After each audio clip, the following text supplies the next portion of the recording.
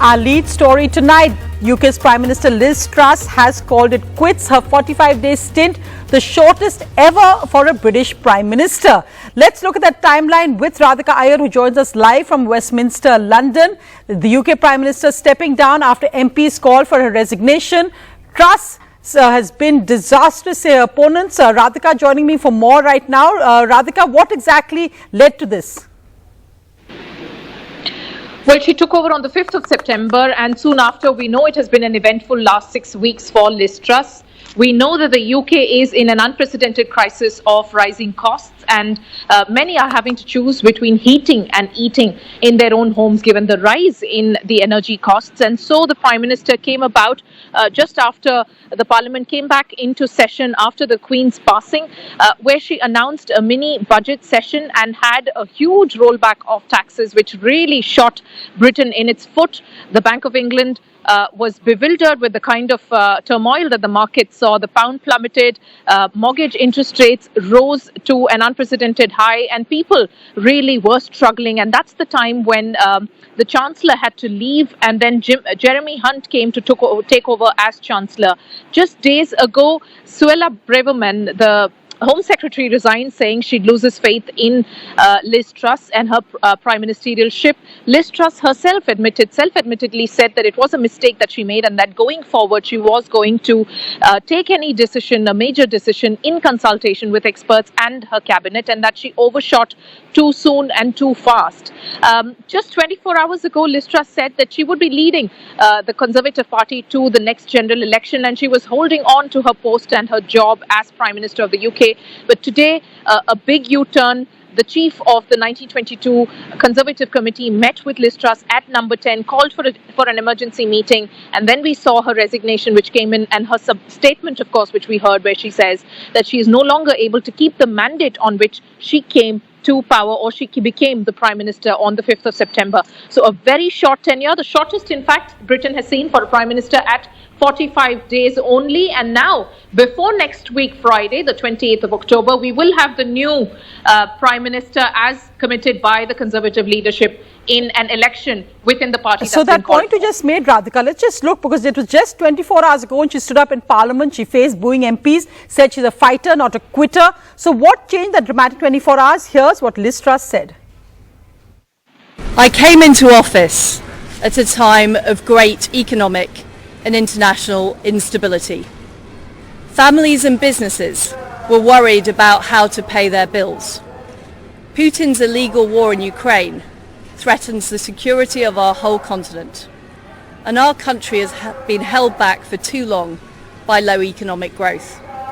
I was elected by the Conservative Party with a mandate to change this.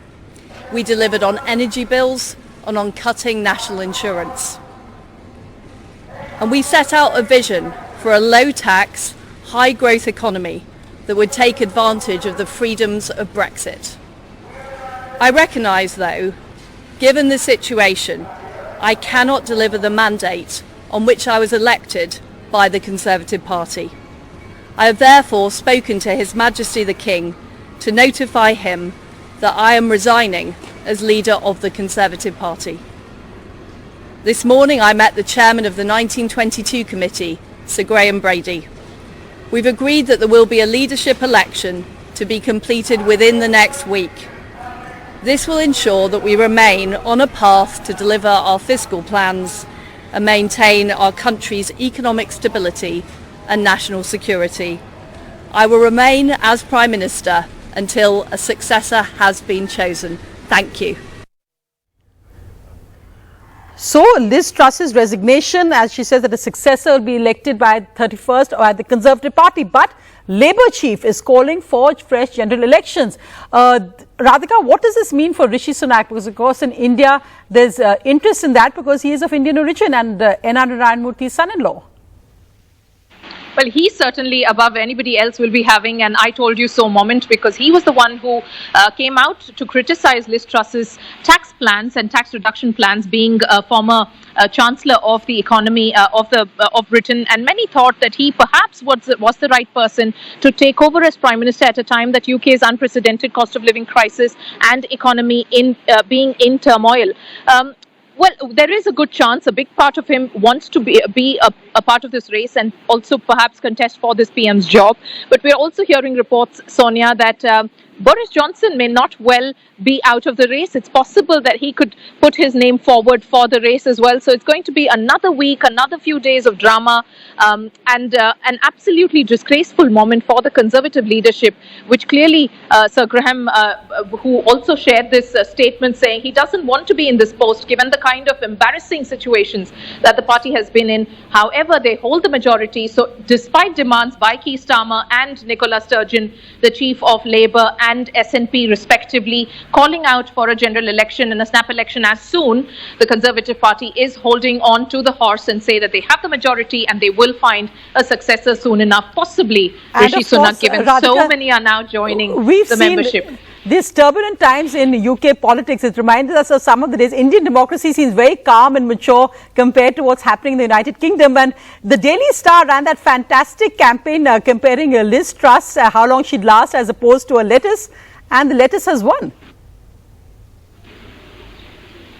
Yes, indeed. And in fact, that particular campaign went on to make headlines. In fact, there is also the video of Rishi Sunak that is again becoming viral. I've been receiving messages randomly at various networks that I'm a part of, where a lot of people in Rishi Sunak's campaign who still are in his camp are sharing messages asking for people to become members of the Conservative Party. We saw a quick increase in the membership of the Conservative Party just ahead of that September poll, and the qualification for a member to vote in this election is not just he has to be a Conservative member, but also should have been one for at least 1 week.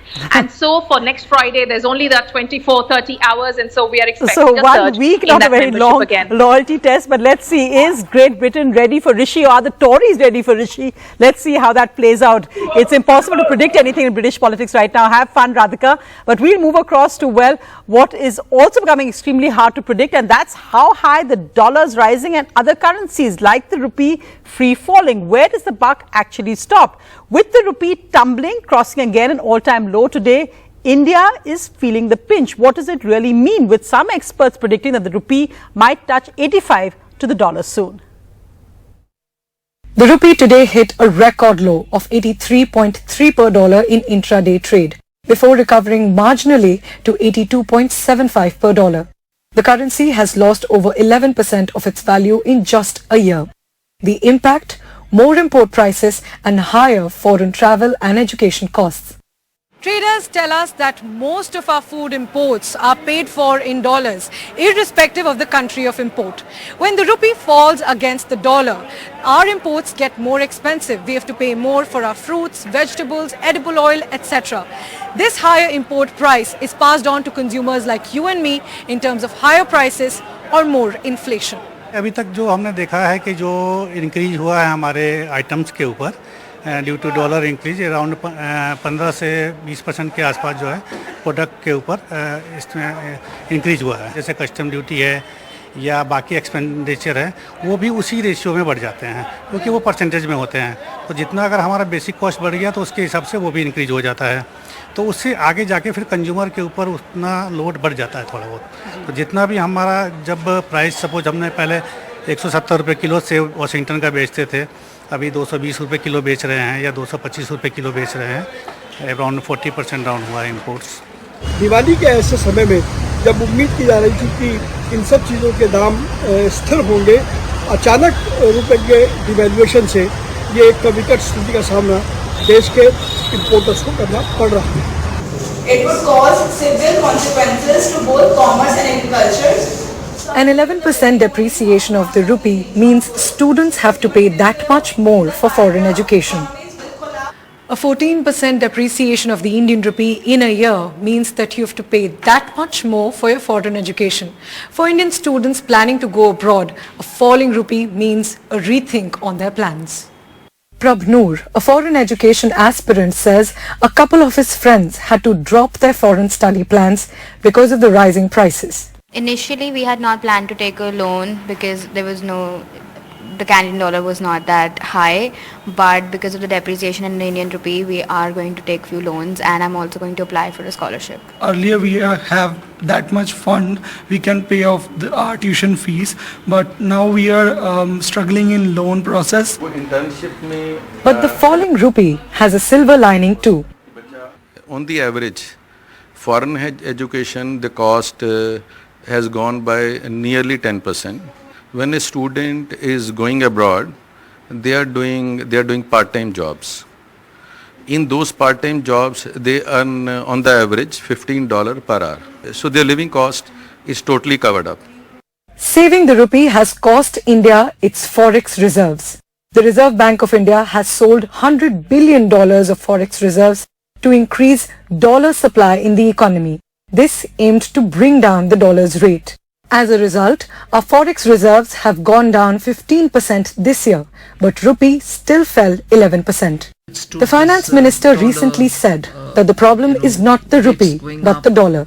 First of all, I would look at it as not rupee sliding, I will look at it as dollar strengthening. The finance minister's statement is not technically incorrect.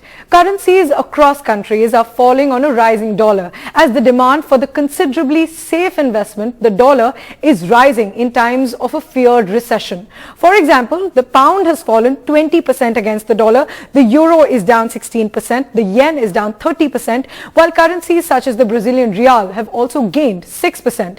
Rupee has lost 9 rupees of its value in just 10 months. If the trend continues, experts say that our currency could touch 85 to the dollar by the end of this year. In New Delhi with camera person Ashok Mahale, Priyanshi Sharma for NDTV. In other news, the Prime Minister is all set to launch a major focus on jobs, especially in government. Akhilesh has the details. Akhilesh, what exactly is this Rozgar Mela the Prime Minister will be launching on Saturday? Well, Sonia, in June this year, the Prime Minister had announced that by the end of the next year, there will be recruitment for around 1 million jobs, and in that, to achieve that goal, the first step is being taken on Saturday when the Prime Minister is going to start the Rozgar Mela across the country. This is going to be held in 25 states and UTs, and all the senior ministers and BJP MPs have been asked to be present there, and this will be done through video conference, where 75,000 youths, newly recruited youths, will be given the appointment letters in the various departments of the government, and the government says that this is the first major step towards the 1 million jobs, which is the deadline has been fixed by Prime Minister in December next year. And of course, the government faces tough criticism due to unemployment and the inflation, and on these two fronts, the government is trying its best to deliver before the next Lok Sabha elections. Right, Akhilesh, thanks so much for that update. Meanwhile, in other news, Bengaluru had that sinking feeling once again as unexpected heavy rain again caused many roads to be waterlogged and cars and vehicles to be swept away. The bad news is heavy rain is predicted in Karnataka for the next 3 days. Already in Bengaluru alone, there's been a record 1,706 millimeters of rain this year.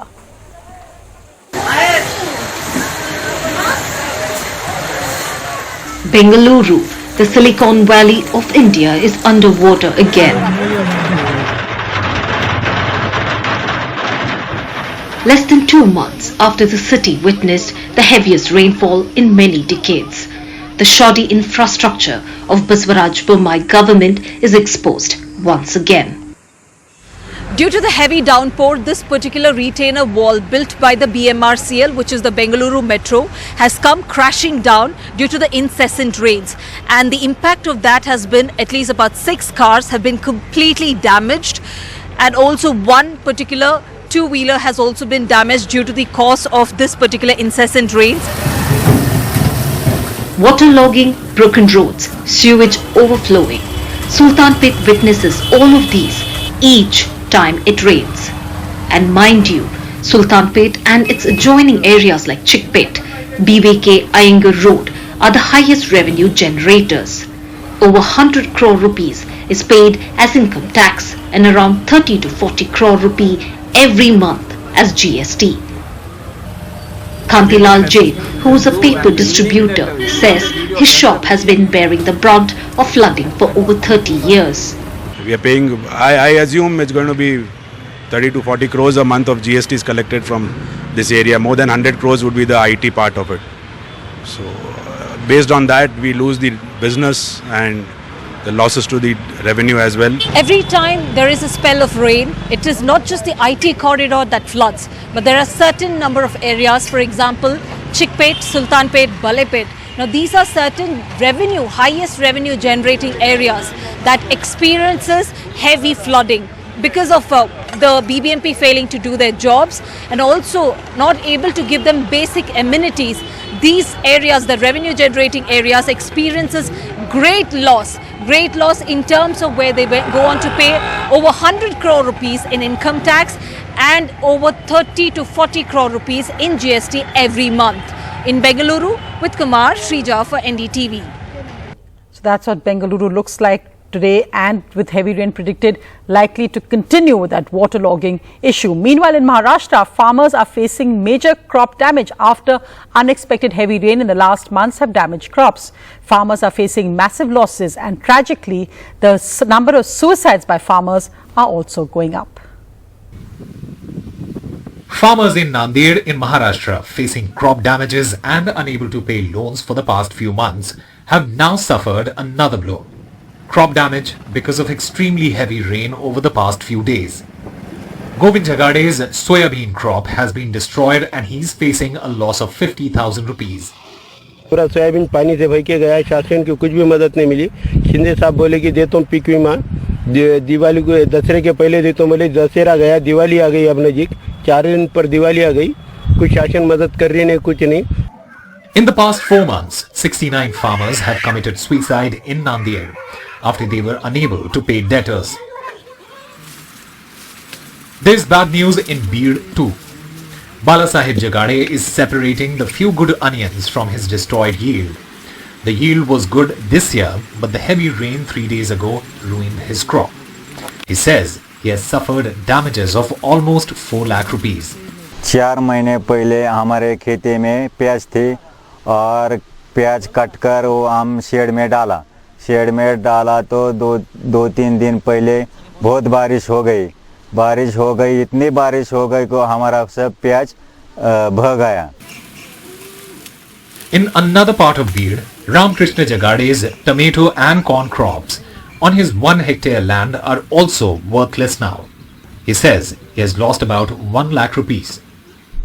मेरी यहाँ 1 hectare खेती है, उसमें tomato लगाए थे, घास था, मक्का थी, ज्वार थी, उसमें जो टोमेटो है वो उसके टोमेटो बह गए, उसके पेड़ नीचे गिर गए और घास भी नहीं रहा, मक्का भी बह गई, उसमें का सब नुकसान हुआ है. According to the data received by the government, more than 41 lakh farmers have applied under Pradhan Mantri Fasal Bima Yojana due to heavy rain and flood damages this year.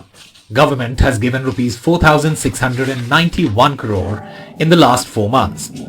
गेल्या 2-3 दिवसांमध्ये परतीच्या पावसामुळे झालेलं जे शेतकऱ्यांचं नुकसान आहे, पिकांचं नुकसान आहे, त्याचे पंचनामे युद्ध पातळीवर तातडीने करावेत आणि त्या शेतकऱ्यांना तातडीने नुकसान भरपाई द्यावी अशा प्रकारचे निर्देश प्रशासनाला दिलेत. प्रशासनाने त्याची तातडीने अंमलबजावणी करावी जेणेकरून शेतकऱ्यांना मोठा दिलासा मिळेल. Heavy rainfall just before Diwali has increased the troubles of the farmers in rural Maharashtra. While the government is claiming that relief will be provided soon, the relief will be provided only once the panchnama of the fields are completed, the records are shared with the government and the government releases the fund. This is a long process and it means that the farmers will have to wait for a longer period to get the relief. With Manoj Satpute in Beed, Kanhaiya Khandelwal in Nanded and camera person Praveen Jirohit in Mumbai, Sohit Mishra, NDTV. And with the focus on climate change causing these unexpected rains and other extreme weather events across the globe, today the Prime Minister and the UN Secretary General launched Mission Life, a major environmental initiative in Gujarat. Mission life इस सबको पर्यावरण के trustee बनाता है. Of the planet, for the planet and by the planet की मूल सिद्धांत पर चलता है. साथियों, अतीत से तालमेल बिठाकर चलने के लिए प्रेरित करती है. Developed countries must invest massively, financially and in technological support to allow emerging economies themselves to also be able to present more ambitious targets. And the world counts on G20 economies to lead the way in progressively ending the use of coal by 2030 in OECD countries and 2040 in non-OECD countries. Developed countries must follow through on their commitments to provide meaningful financial and technological support to countries like India throughout this transition. The big question is who will make the developed countries actually deliver on those promises. This also as Europe is currently facing an energy crisis. The other big headline, and this is for millions of students across India, is the new admissions in university system. So has it worked or not? Remember, this batch of class 12 actually gave 2 board exams, then had to wait for months as this whole sweat issue was sorted out, and now this trauma over seat allocation. This means that the DU term has still not started as we are heading into November. Nervousness writ large in the faces of aspirants to India's biggest central university.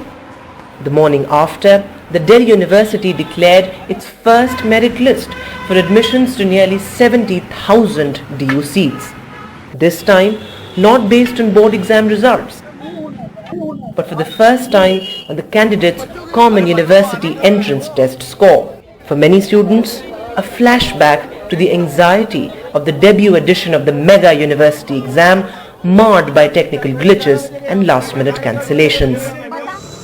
18-year-old Sumit, fresh out of school, is unsure about getting a seat in his dream college, Venkateshwara, despite securing a good CUET rank against all odds.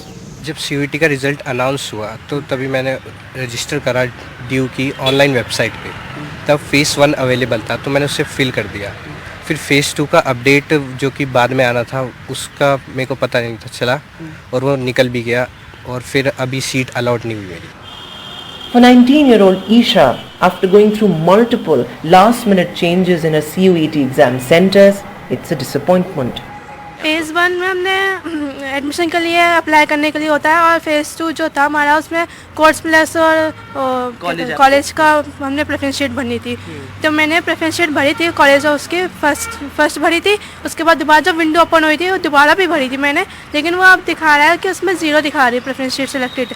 अब हम ये पूछना चाहते हैं कि preference sheet selected क्यों आया. भले मेरा स्कोर इतना नहीं आया था लेकिन कॉलेज में एडमिशन होता है इतना आया था, लेकिन वो प्रेफरेंस शीट 0 दिखा रही है मेरे को. There are many with similar complaints after the complicated 3-phase admission process. नया सिस्टम है, मेनली यही है, सबको दिक्कत आ रही है. अगर हमें मतलब पता भी होता पास को देखकर तो हम कर भी पाते कि क्या दिक्कत है, कैसे है सॉल्व कर पाते, लेकिन पहली बार हुआ है तो कोई बता भी नहीं सकता कैसे करना है. But the DU administration says there are no issues at all. You've not received any technical glitches till now. Yes, people do have an anxiety over the admissions that will come up. Till now, to put on records, the around 80,000 seats have been offered in various programs and colleges. And the data that we have right now, approximately 50,000 students have already accepted the seat that has been allocated. I don't think so that there was any issue with respect to not showing the preferences. All those who had submitted their preferences are showing. The kind of grievances that I was handling downstairs was primarily related to them being done a mistake in doing the preferences. For millions of students across the country, these red bricked walls of the Delhi University are aspirational. This year, after going through the terrible mess that was the Common University entrance test, students say that the new seat allocation system is giving them sleepless nights. The administration says it's a fair process, but many students here tell us that they are the most unfortunate batch of the Delhi University. In New Delhi with camera person Sushil Rathi, Vedant for NDTV. All the best to those young student aspirants there. But as we end tonight, well, Diwali season has begun and the stars are out at various Diwali parties after 2 years of COVID.